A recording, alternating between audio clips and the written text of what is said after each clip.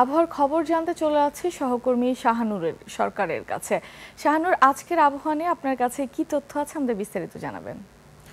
ধন্যবাদ লোপা আপনাকে। দর্শক, এই মুহূর্তে আজকের আবহাওয়ার সবশেষ খবর জানাবো আপনাদেরকে। আজ ৫ অক্টোবর। মৌসুমী বায়ু বাংলাদেশের উত্তরাঞ্চলে সক্রিয়, দেশের অন্যত্র মোটামুটি এবং উত্তর বঙ্গোপসাগর এলাকায় মাঝারি অবস্থায় রয়েছে। বঙ্গোপসাগরে সৃষ্ট গভীর লঘুচাপটি বর্তমানে দুর্বল হয়ে উত্তর বঙ্গোপসাগর এলাকায় বিস্তৃত রয়েছে। আবহাওয়া অধিদপ্তরের আগামী ২৪ ঘন্টার তথ্যে বলা হয়েছে, আজ সন্ধ্যা ৬টার মধ্যে ঢাকা, রংপুর, রাজশাহী এবং ময়মনসিংহ বিভাগের অধিকাংশ জায়গায় এবং ঢাকা, খুলনা, বরিশাল, চট্টগ্রাম ও সিলেট বিভাগের কিছু কিছু জায়গায় হালকা থেকে মাঝারি বৃষ্টি হতে পারে।